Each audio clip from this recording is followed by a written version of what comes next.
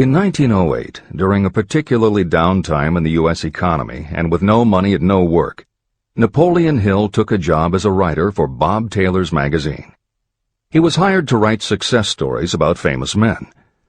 Although it would not provide much in the way of income, it offered Hill the opportunity to meet and profile the giants of industry and business, the first of whom was the creator of America's steel industry, multimillionaire Andrew Carnegie, who was to become Hill's mentor. Carnegie was so impressed by Hill's perceptive mind that following their 3-hour interview he invited Hill to spend the weekend at his estate so they could continue the discussion. During the course of the next 2 days, Carnegie told Hill that he believed any person could achieve greatness if they understood the philosophy of success and the steps required to achieve it.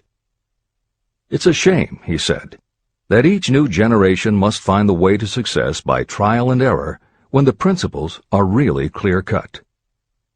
Carnegie went on to explain his theory that his knowledge could be gained by interviewing those who had achieved greatness and then compiling the information and research into a comprehensive set of principles.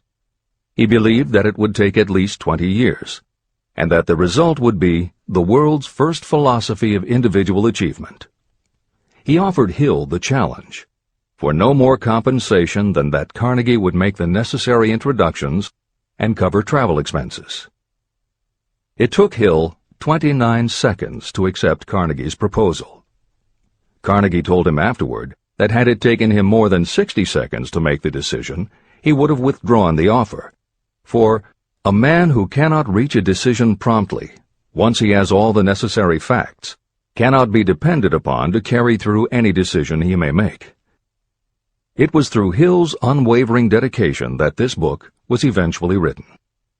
For detailed information on the life of Hill, read or listen to the audiobook of A Lifetime of Riches, the Biography of Napoleon Hill, by Michael J. Ritt, Jr. and Kurt Landers.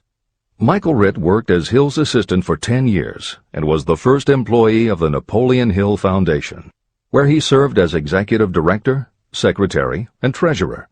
The material in his book comes from his own personal knowledge of Hill, as well as from Hill's unpublished autobiography.